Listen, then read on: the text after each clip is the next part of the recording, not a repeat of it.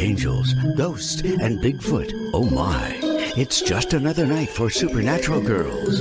Real stories, real answers to life's biggest supernatural mysteries. And now for another exciting interview with paranormal experts from this world and others. Here's your host, paranormal researcher Patricia Baker, on the one, the only Supernatural Girls.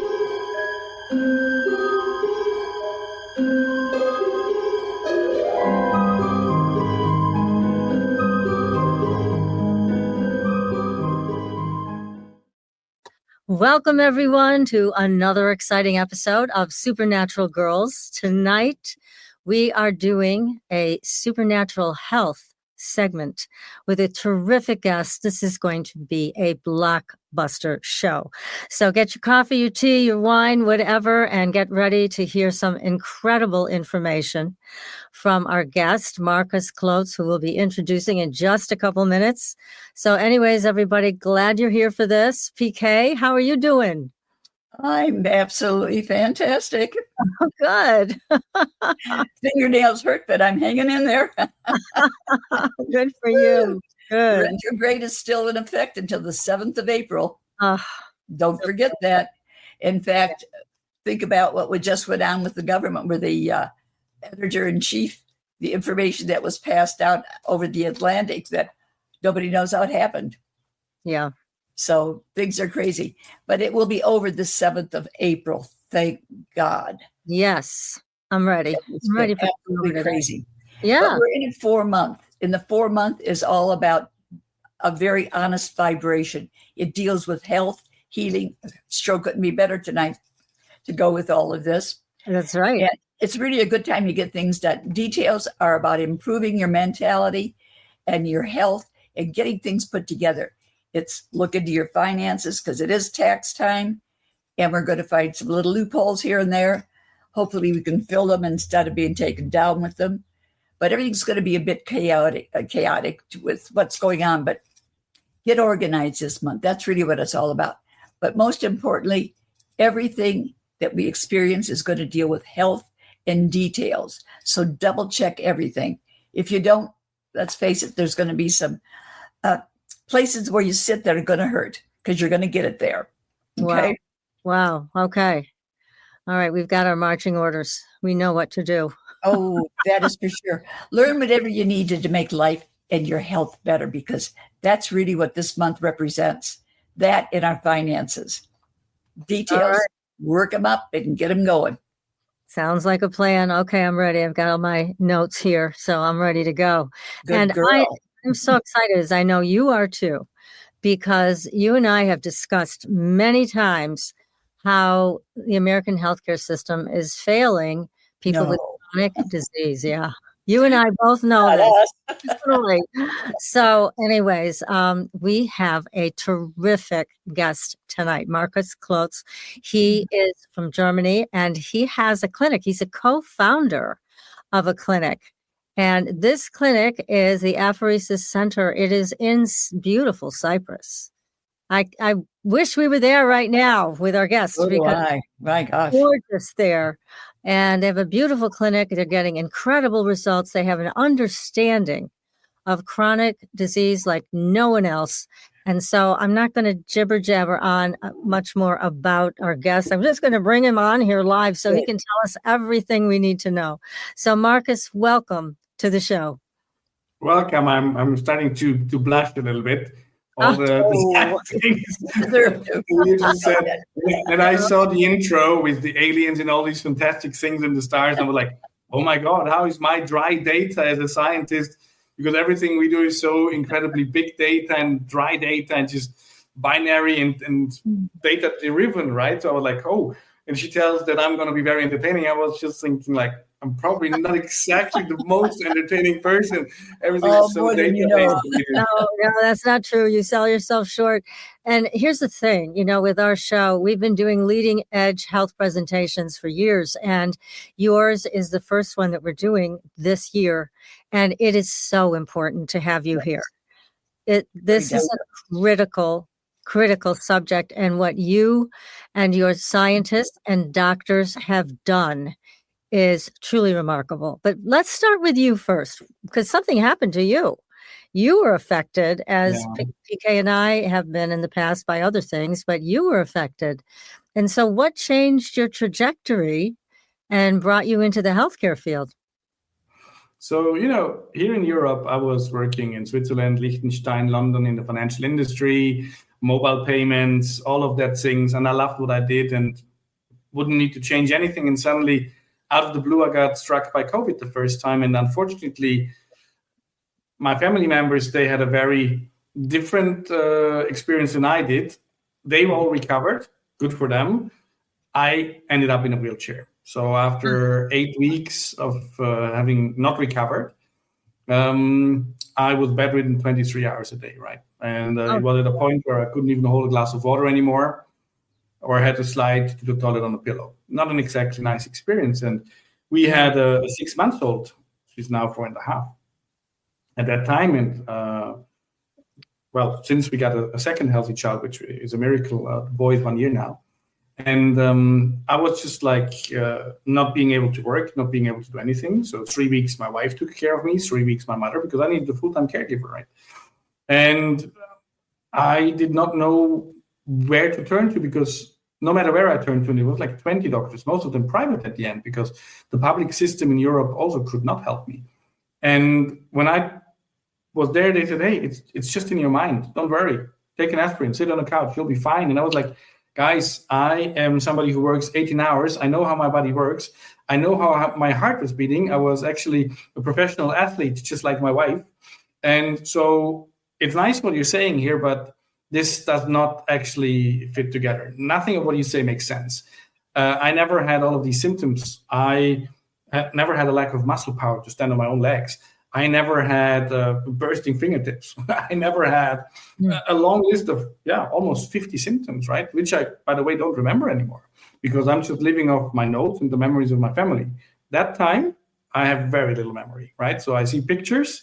I know they're real, but I don't remember when they were taken or why whatsoever, right? So long story short, eventually I was like coming to a point where I had like 2-3 hours where I didn't have this brain fog, because I had very intense brain fog. And I used that, and I built my own little laboratory, and I went on the preprint servers. I started my own research. And so I found antivirals. I found blood thinners. I found intravenous treatments with zinc, which the myocarditis, for example, was treated successfully with. So slowly, I started going up the ladder from like probably 10% on the Bell scale up to 20, 30, 40 over the course of 4 or 5 months, right? And then I started working for a foundation called the Long COVID Foundation, because I wanted to drive science, because I knew if this happens to me, it's going to happen to a lot of other people, right? And at that time, long COVID was not well researched. I'm not saying it is now, but nobody knew anything back then. My own uncle is a doctor, and at least he was honest. He said, Markus, I can't help you with this. We don't know anything about this. And I was like, so the answer is lying in a bed and just waiting till I die? That's not going to cut it for me, right? I have a 6-month-old, and she's going to grow up without a father. That's not how this was planned, right? I was 40 at the time.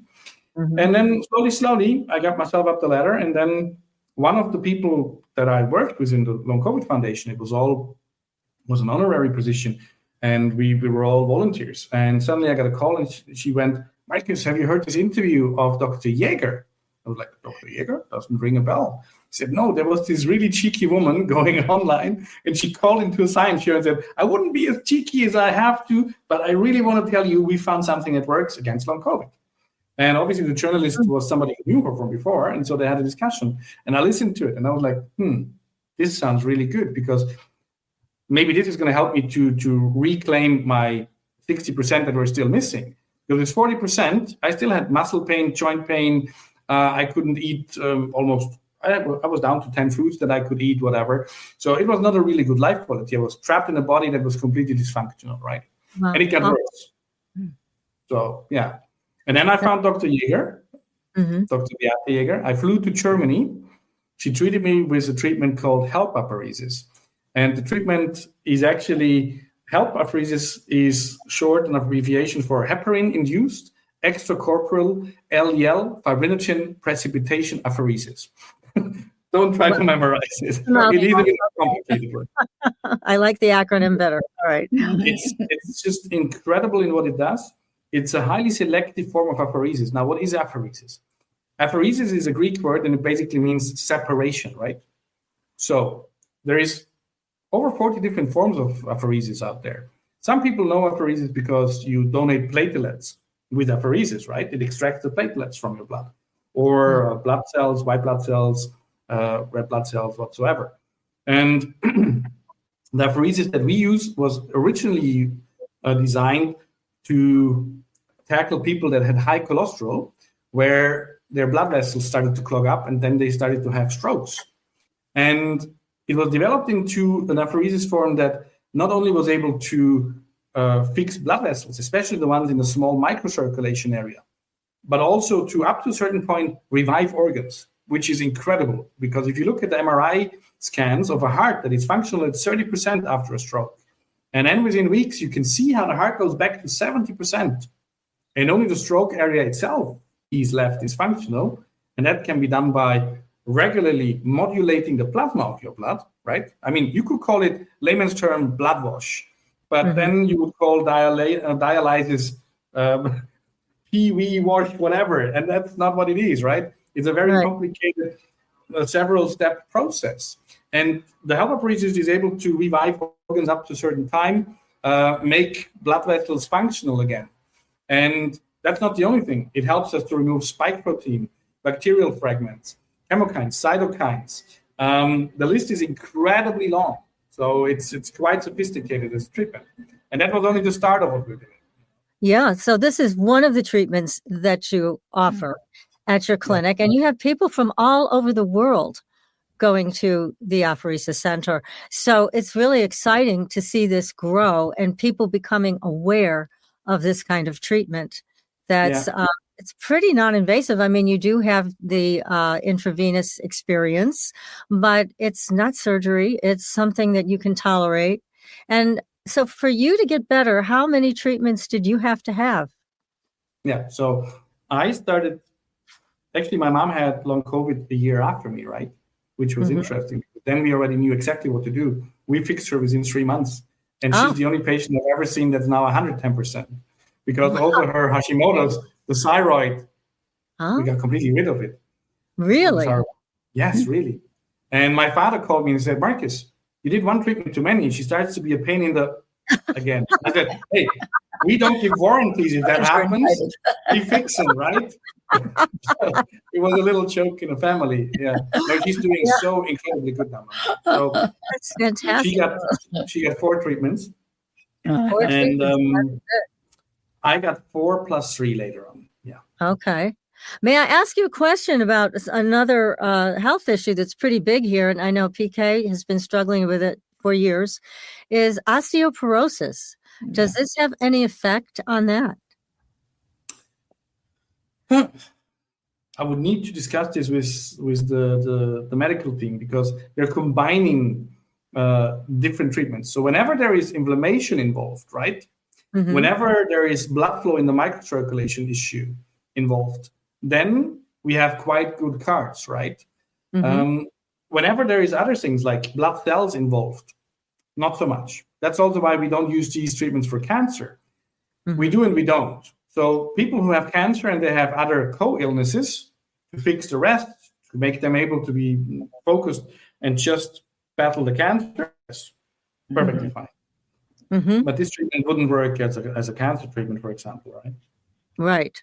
So this may work as a combination, and that's what you do with a lot of people is you give them a combination of treatments with the H.E.L.P. apheresis and other multimodal combination therapy. Sorry to cross you there, but the term multimodal combination therapy is basically what we design the whole therapy around, and the elements of that portfolio they are all German cutting edge high tech, and it's amazing. I mean, in Medcare, if you worked with someone who's worked in Medcare, I'm quite sure you agree. You treat somebody and then that person leaves your life. You don't really usually understand how they're developing. You know, they come to a clinic, to a hospital, whatever. You give them some form of treatment. If it doesn't work, they come back and complain, hey, this pill didn't work, whatever, right? But we're very privileged right in front of our eyes, because people stay 3 to 8 weeks in average, right? And you can see they come in, and the symptoms of long COVID and post-vac, they're very invisible sometimes, but they're also very cruel. You can have 30, 40, 60 minutes a day where you look very normal, but then you horribly crash. And when you see that the first time, how a person can't talk anymore, can't walk anymore, that just was talking an hour ago normally, that's like, you don't believe it, right? But that's the invisible part. And we see these people coming in and that the smile's gone. And of course, I mean, you're chronically ill. You're in constant joint pain, muscle pain. You're out of breath. It feels like an elephant is on your chest. There's 300 kilograms on your shoulders. You're severely depressed. You're having, I call it overall anxiety, because I had that too for the first time in my life when I got COVID. I was never an anxious person ever. And suddenly, boom, biochemically driven. Yeah, it was crazy. Just the door opening, and I was like, oh my God, what's happening? Or a car engine starting. With the treatment, it all went away, thanks God. And we see that with people too. But these people, we see them getting better in front of our eyes. So every week, the ones that are early responders, there's different groups, 2-3 groups. One respond within 2, 3, 4 months. Some respond within several weeks. Some, like me and my mom, we responded from the first treatment. It was brilliant. We were sitting on the machine. I remember it from my mom. I don't remember my first treatment that much. She was sitting there, and there was a machine on the other side, and she was like, Markus, I can read the display of that machine. I don't remember ever being able reading something that's further away than a meter. What's happening, right? And of course, it actually affects the eyeball, the blood circulation. So these glasses, I got them from COVID. But every time after an apheresis treatment, I don't need them for a month. It's quite crazy, right? Because it does actually work very well. And then also she said at the same time when she was connected to the machine, I can breathe normally again. For the first time, I can breathe normally again, right? And then it just started going up and up and up. Yeah. So everybody gets their life back, which is so exciting. Not everybody, I wish. So I'm a data-driven person, and we record all the data. So currently, this year, for example, August last year, we had like the best months ever. Out of 25 patients, 24 had significant improvement, meaning they got a big part or their whole old life back, right? That's something that was unheard of. And that's why we haven't really published those data, because I want to kind of make sure that I do it in a very scientific way, because if numbers are too good to be true, they should be attacked, because anybody could just come along and go like, hey, this is 100% thing. That's not how medicine works, unfortunately. I would say it's very safe to say, after all the studies that colleagues and we have published, that we have a success rate of over 80%, meaning significant improvement. That's safe to say, I think, with the data that we have. Those are some really great stats. Yeah, that's excellent. For medicine, in medicine, the moment a treatment works for more than a third of people, it's applicable. Then it's worth doing it, right? So 80% really is very good, yes. Yeah, it's excellent. It is. Talk to us, if you would, about microclots, or what you referred to as nanothrombi. Tell us, what is that? So, if you take blood into a little vial and you put it on the shelf, right? Then you can separate it into big blood parts. They will just fall down on the bottom. And the plasma on top, the yellowish liquid. Many people have seen it when they put like a little vial of blood in a doctor's office or wherever for testing. Interestingly enough, the big blood parts, they fall down very quickly. And if you directly after take the plasma part and you put it in a separate vial, 15, 20, 30 minutes later, you see another 2, 3, 4, 5 millimeters, depending on the person, of particles on the bottom. And until 5, 6 years ago, that was not a thing. So I think it was an Italian scientist who discovered it the first time. And he was like, what are these things down there? And by now, we know much more what it is. It's fibrin aggregates. It's basically from the coagulation cascade. So when blood coagulates, these are small little fibrin networks. And you know the coagulation fibrinogen, it's like activated, deactivated. And they can build with, these aggregates can build with white blood cells, with red blood cells, with blood platelets, just the fibrin. But they all have one thing in common. They're very, very small, actually. So the average particle size is 5 to 45 nanometers, right? And unfortunately, they're predominantly built with amyloid proteins. That's what we've seen in research. What does that mean? Unfortunately, the body can no longer dissolve them naturally. Even if we put them in something like stomach acid, for example, we would need 3 rounds to dissolve these little things, right? Wow. Now you would say, but Markus, what's the problem? They're only 5 to 45 nanometers. Let it be, right? That's very small. Who cares? Well, the problem is you have 2 to 80 billion of those in your bloodstream, and they have a habit of sticking together. Now, what they do, and we don't only see this in long COVID, we see this in Lyme, Epstein-Barr, we see this in ME/CFS, 80% of the ME/CFS people actually. And they have a habit of sticking together, and they will go well through the big blood vessels, but they will get stuck in the very small blood vessels, which we call the microcirculation area. What does that do? Not a lot of good things, actually nothing good at all. No oxygen supply, no nutrition supply on cellular level. Once the blood vessel gets clogged up, inflammation starts. So you have a systemic inflammation of your whole body that gives you symptoms. Not very nice. And as if that wouldn't be enough, unfortunately, that seems to, we're not 100% sure, that's where we're still researching. It seems to trigger downstream autoimmunity symptoms. Autoantibodies are produced. Predominantly not the kind of autoantibodies that will attack your own body, but the ones that stop processes, organic processes running smoothly. Specifically ATP and all these other processes, they are interfered, where the mitochondria is involved, etc.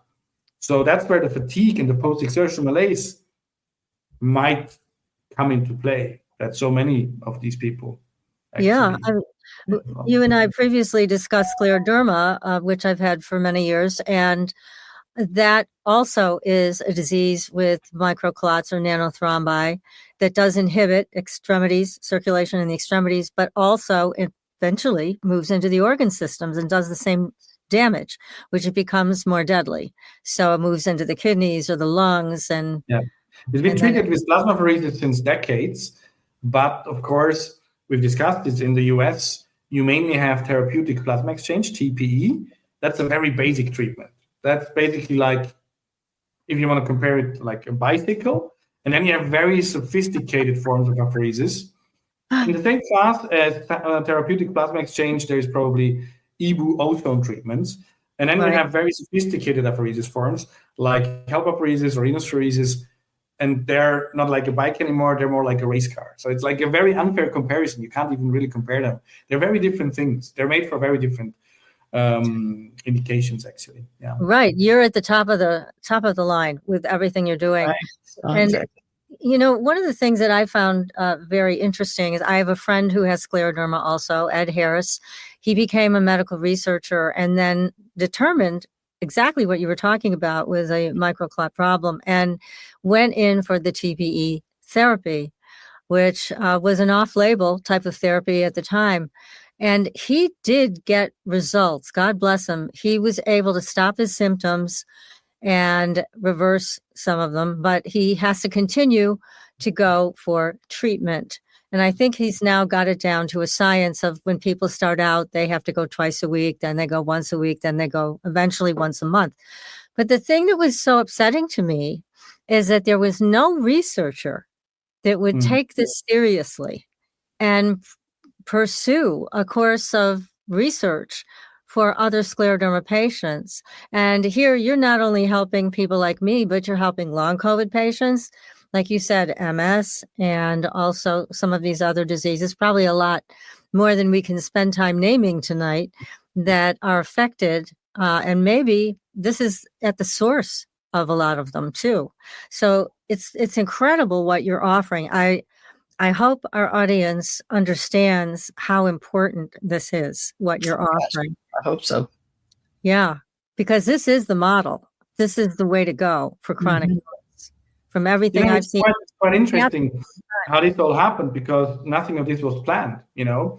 So my own story, Dr. Jaeger's story, interlink, and then we started researching, and then other people joined in. And a lot of the illnesses that we discovered this works for, people just came and called and said, hey, do I have the right to try? And, you know, we have this one principle, do no harm. Every treatment we do at the center needs to fulfill the do no harm principle. And we say, yes, everybody has the right to try, but we also clearly told them we only have data on long COVID so far, on post-vac, and on ME/CFS. So if somebody came along and said, hey, I have Lyme, now we have data on Lyme. Brilliant, by the way. Reactivated Lyme combined with long COVID, oh my God, the apheresis plus the hypothermia, that's like literally 40% of the patients of the last 6 months came in with reactivated illnesses that were reactivated through the pandemic, through the spike protein, right? So okay. there was a lot of people that called in and said, can I try? Because this is the problem that I have. And we were like, we don't have any data, so we don't know if this is going to benefit you. And most of them were like, hey, at least you're honest. I want to try. And we were like, fair enough. It's minimal invasive. It doesn't have a lot of side effects, if any. You know, of course, the blood pressure can go slightly up or down temporarily. Blood sugar can drop temporarily. All of these things are very easy to adjust by the medical team. And then they tried, and for a lot of them, sometimes even to our surprise, they saw results, right? Now, of course, we have to be careful because it's early on. There is things like positive bias. There's confirmation bias. You go overseas for a treatment, you want it to work, right? One of the reasons I never take my own data and I never structure my own data, and why I always have other people dealing with my own data, because I am absolutely positive biased. I know that.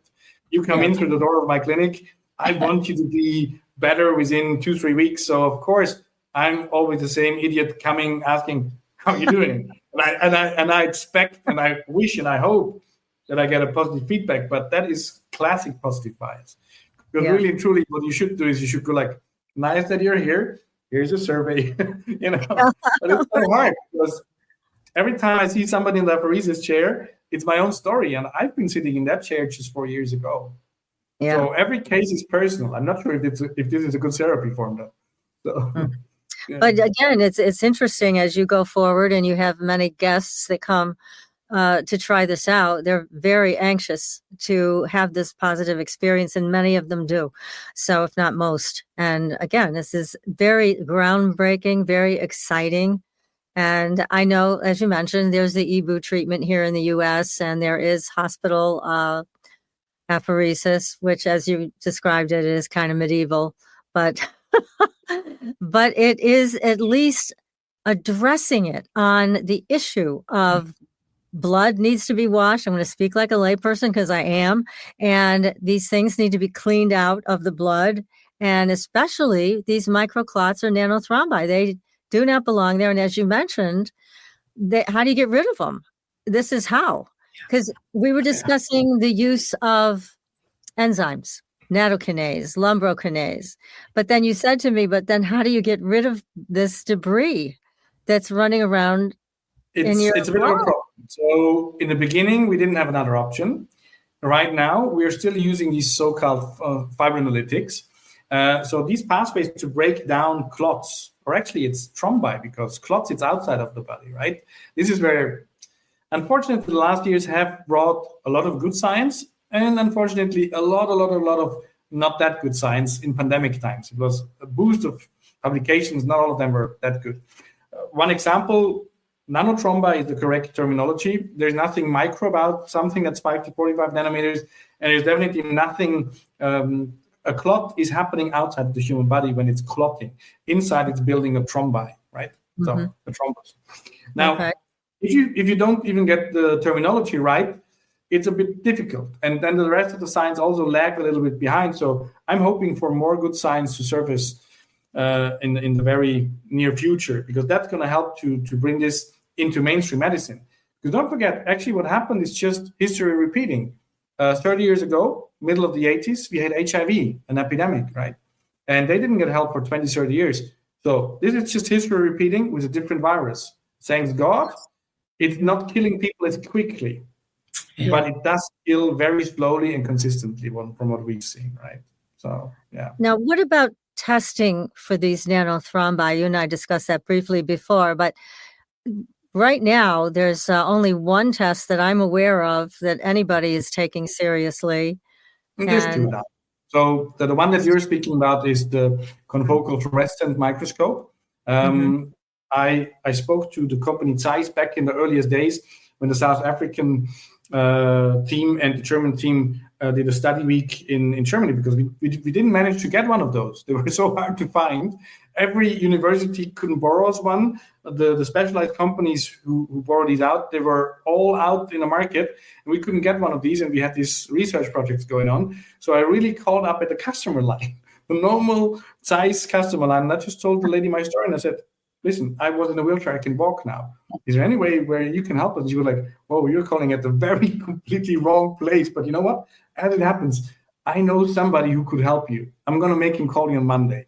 That person then called me and said, hey, not only do we have a microscope for you, we're going to bring it, build it up, and you can have it for several weeks and just do the research. They were fantastic. They were absolutely fantastic. Yeah. Fantastic. The second one is flow cytometry.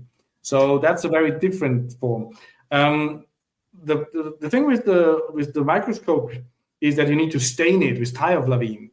And there's been quite a bit of discussion if we're not staining other particles, but turns out we don't. But it's not exactly a validated test yet. None of these tests are validated in the form that this has been reproduced over and over. More and more now. Let's say 3, 4, 5 different areas: South Africa, America, Cyprus, Germany. So we're working on it. And everything new, you always have to be careful, because, it's very easy to produce bad science very quickly, Mm-hmm. So that would actually harm the whole progress in this field. But as you just mentioned, these nanothrombi, they seem to be a huge problem in many chronic illnesses, right? And to test it, we actually... So what are the markers that we found, the biomarkers that we found very, very good so far? So the nanothrombi, or the microclots, as some still call them, they're an okay marker. It's not a bad thing, but to be honest, right now, 4 or 5 years after the pandemic started, it's almost impossible to find blood where there's no nanothrombi inside. Well, really? Yeah, really. It's just, they're basically in every sample now. It's like literally impossible to find samples, only old samples where we don't have any nanothrombi in, right? So yes, they're so minimal, it's neglectable, but they're there, right? So why are they there in so many people, even people that don't have long COVID or an autoimmune disease? Well, don't forget, I think almost everybody got infected once by now with COVID, right? Or got the vaccine. And the spike protein, it doesn't seem to matter where it comes from. Spike protein is incredibly pathogenic, much more than we thought. And that causes a problem, which brings me back to the one question we didn't answer, the fibrinolytics, breaking down the spike protein. Yes. Because a lot of people, they take nattokinase, serrapeptase, bromelain, and so on and so on. We've actually stopped that, because it turns out when you break up the spike protein, the pieces that you break it up into, they are most likely actually more pathogenic than the whole spike protein. Oh my God. So we're using a method to extract the whole spike protein in its whole entirety. So that's also on a nutraceutical basis, by the way. So, and I'm not an esoteric person. I'm not a holistic person. I need data. Any treatment in our clinic, I need data. I need to try it hands-on. I need to see how it works. Yes. What we don't understand, for every treatment that we have, we tried 3 others that didn't work, right? But this natural product that we're using, the nutraceuticals that we're using, they're called Medicinals 9 in the US. They are delivering the tests. They have done the animal studies. They've done the studies. We've just published a paper with Professor Manan Baig and with Dr. Philipp Machbert from Basel, Joachim Gerlach, brilliant researchers, all of them. And we could show that we can, with apheresis and artificial fever therapy, hypothermia, and this natural product, the nutraceuticals, it's a combination of 6 different products actually. We can reduce the spike protein persistence in exosomes and in immune cells, PBMC, by 90% within 8 weeks, which is unheard of. It's just fantastic results. That is terrific. So you do have a supplement. It is not based on enzyme therapy. It's something else. And would you repeat the name of it again? Because I'm sure people are going to want to know. Medicinals 9. You can order it. It's a supplement that is actually highly effective. It's tailor-made, and the group who produces it, that we're working with very closely, they're just second to none, I must say. I mean, I haven't seen anyone working so hard on this. So they've brought this one out for long COVID and post-vac to extract the spike protein without breaking it up. And then they're also working on specific supplements now that will come to market for Epstein-Barr, Lyme, and others. That's what they're working on. And don't get me wrong, I'm not saying that fibrinolytics are bad. There's one from Italy that's called NAC augmented. Highly recommend it at the end of the treatment when there's so little spike in your body that the amounts are quite not neglectable, but they're so low that breaking up the rest of it that you didn't catch makes sense, right? So we're having this two-step model. First, that's the vegetables, then the NAC augmented, and it just works. But I'm going to be honest with you, the natural products they have, they're very good. They're a very good piece of the puzzle in the multimodal combination therapy. But the physical treatments, like different forms of apheresis, H.E.L.P apheresis for protein-based pathogens, immunopheresis for autoantibodies and environmental toxins and pathogens, immunoabsorption for autoantibodies, and then another high-tech treatment, the H.E.L.P hypothermia, the artificial fever therapy, where you have water-filtered cuvettes of infrared, ultrared radiation. That's just incredibly high-tech. Those are the ones that give us the best results, unfortunately. Now, so when you say does that mean it's bringing people's bodies to a cold or a hot place? What is happening with this? It's hot. Hypothermia. Oh, it's hot. Okay. Yeah. The other one is called cryotherapy, which we also use successfully for reducing pain. Mm-hmm. But I'm more a fan of the hypothermia simply because we seem to kind of unwind the spiral part of the spike protein, flatten it out, deactivating it, right? And we're also literally frying off the receptors, specifically adrenergic receptors, where autoantibodies dock on. And these autoantibodies, they're very nasty. They don't dock on like adrenaline or adrenaline for like 3 minutes. They dock on for 7 to 21 days, literally grilling you from the inside, which is why you're always in this fight or flight state, right? And then the last thing we do, we bring your immune system into the highest gear. So it's immunomodulating. Brilliant therapy. I did it for my chronic bronchitis when I'm not good with air conditions, and I was coughing all summer last year. Right? Mm-hmm. And then I was so fed up, and I did one hypothermia, and literally within 8 days, gone. Amazing. Yeah. Absolutely. And my wife, she did it too. She's a professional swimmer. She's now retired. But she had a small nose throat infection, which you sometimes get when you swim. But she still had massive pain in the hips from giving birth to our son, right? And both resolved with hypothermia. You could very nice. Yeah. Wow. And it's very affordable. We're speaking about $300-400 a session here, right? So this is also something that people don't understand. As a research and patient-driven clinic, we're trying to optimize the patient's budget. We prefer to have 200 patients that all have a smaller budget than to have 100 that spend a lot of money. Why is that? Because that way we can treat more patients. And we figured out we can reduce the number of the expensive treatments. Apheresis, they're in the range of 1,600 to 2,500 euros of treatment, and you need 4 to 6 of those, right? We can reduce those sometimes by adding hypothermia, nutraceuticals, etc. So we're really trying to optimize the whole algorithms.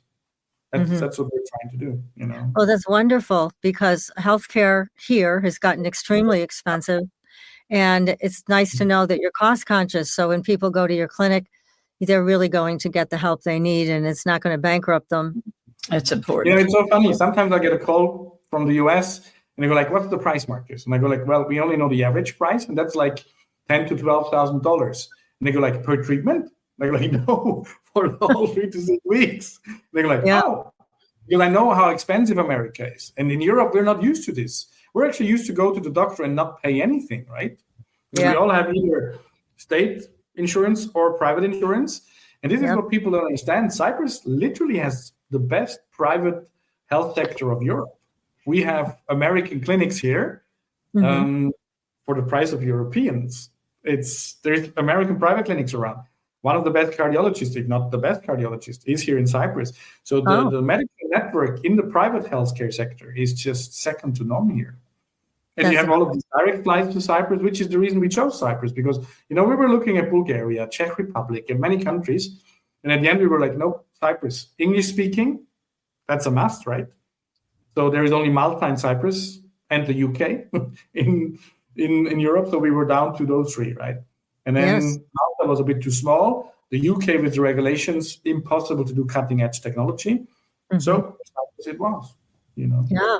Now, do people stay at the clinic, or do they take residence at a hotel nearby? Where do they do? So we have this.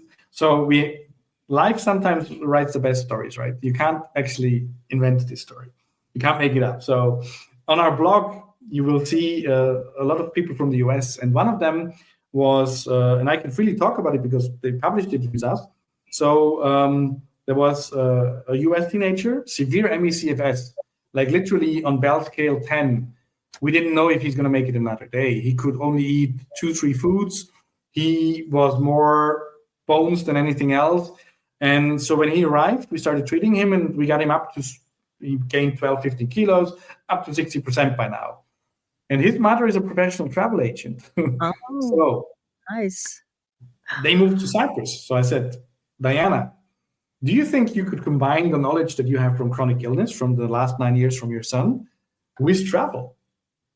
Because then you could do travel support.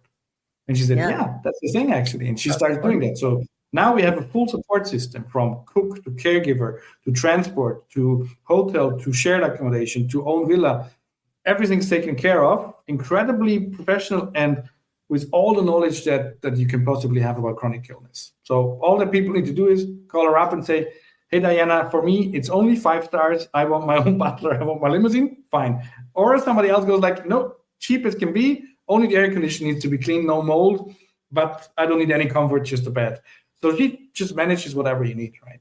That's fantastic. Wow. BK, you ready to book your reservation? I'm already writing. That's for sure. My goodness. And how's the food? The food must be incredible. Oh my God. You just hit me on my weakest spot, darling. I'm a foodie. And when I arrived in Cyprus, I had 10 kilograms less than I have now. My wife is pretty chilled out. She goes like, whoa, more man for the same money. So, that's adorable. It's so good here. Everything is fresh, organic. People freak out regularly about it because, give you an example, I haven't been eating pork meat because, the quality in Europe is not so good. Yeah. Remember the old days when your grandmother used to put like pork into the oven and it was like bacon and it was like amazing? Yeah. You don't have that anymore. Everything smells like ammoniac and whatsoever. You do have that here in Cyprus. They have a special breed here, and the pork meat is second to none. So once a month, I actually fall for it, and it's just the best pork chop you can ever get. It's actually just 5 minutes from here in a nice in a village restaurant in the middle, the old yard in the old town, and it's just fantastic. Yeah. It sounds wonderful. Now, is Cyprus considered one of the places in the blue zone where they talk about people living longer? I don't know, but there's a lot of people that are getting really old here, and I think so. Why did I move to Cyprus? I moved to Cyprus way before I did the clinic. Yeah. It was actually the Brexit that was driving me out of the UK and the cold weather. I'm a kite surfer. And so I was there in my wetsuit and I was like, oh my God, I got to change the place, And so I Googled King of the Air is what I wanted to Google, but I Googled King of the Kite. I was distracted. And that's the name of the local competition here in Cyprus. So like, that looks nice. There's this dude with his rastas painting his beach hut, kite surfing. Hey, well, I'll just fly down there and have a look, right? I came here, the guy was still there with a beer and still painting his house, literally. I'm not joking. and I sat down and he said, what are you doing here? And I was like, kite surfing. He said, cool. It's a good place for kite surfing. I said, so where do you rent houses? He was like, over there. We're like, cool. And that's literally how I ended up in Cyprus. That's incredible. Wow. Well, you ended up in a place that sounds like heaven on earth. It really does. My kids love it. My kids love it. So we're living on the beach because on an island, I think you should live on the beach. It's so beneficial, right? Because you wake up in the morning and you just get into the water. And then the temperatures here are just great all through the year. We don't really have a strong winter. We do have snow. You can snowboard and ski here, believe it or not. Oh, really? Yeah. There's the Troodos Mountains. Wow. So that's quite interesting. Then we have one of the best 10 diving places in the world.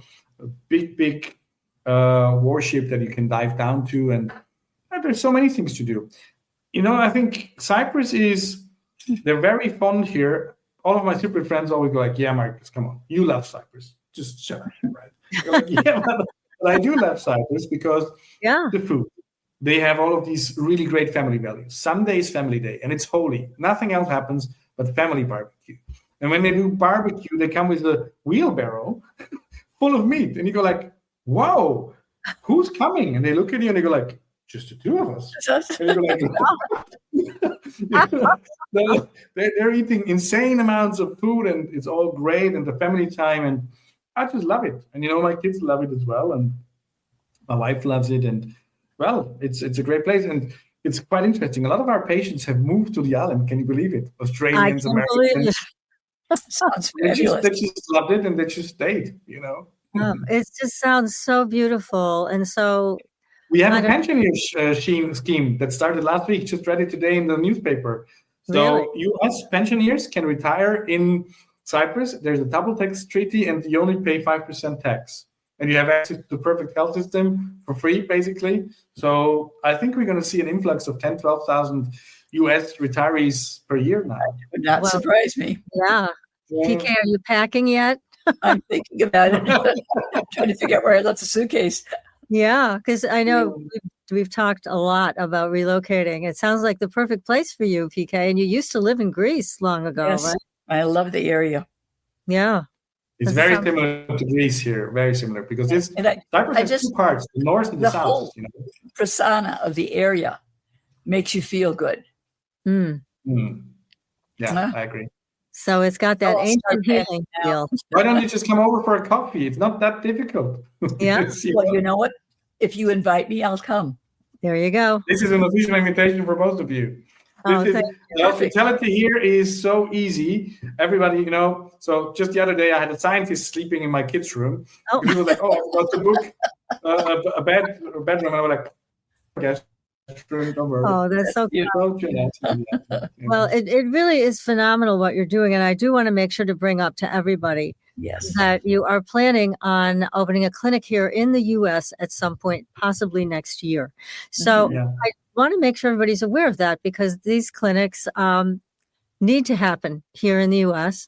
It will take some investment funds to do that. So if you are listening and you are a serious investor, then please reach out to us, because we would like to support that happening. Most definitely. It's time. It's time to change our chronic health care so that it makes sense and it's effective.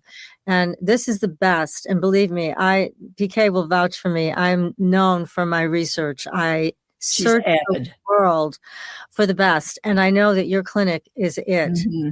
There's nobody that has the understanding, not only personally for what you've been through and what your mother went through, but you have a depth of understanding as a scientist about what needs to be done, what the point of origin is for these diseases. You talk about the COVID virus, and there's other viruses, as you mentioned. Epstein-Barr is a big one that has connections, and there's talk about gut infections for scleroderma patients that start the whole thing off.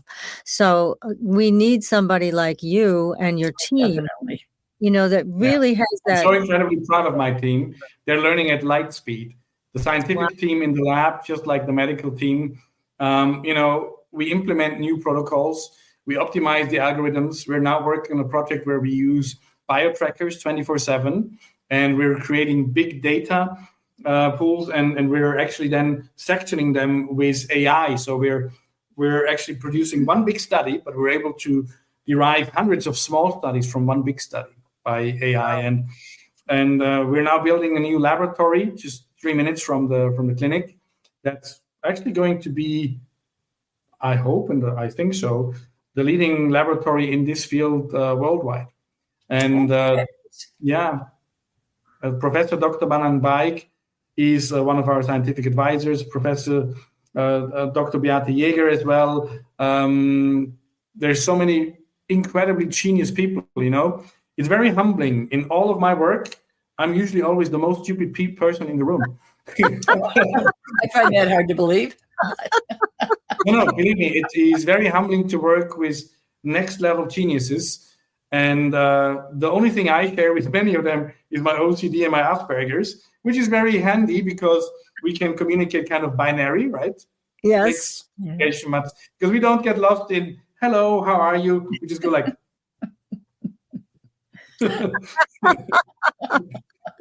Terrific. Just terrific. How many doctors are on staff with you that assist with the people?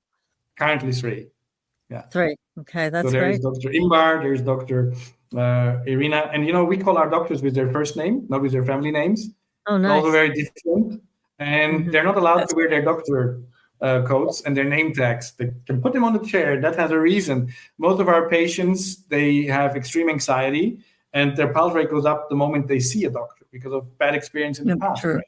Yeah, that's right.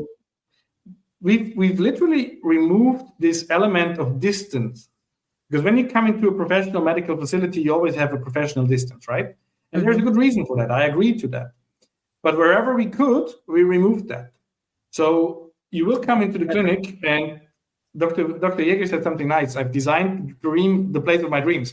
As far as anybody could have a chronic illness clinic, that's something to dream of. But, so I really made the clinic I wished I had when I was ill, right? Like in every single detail, right?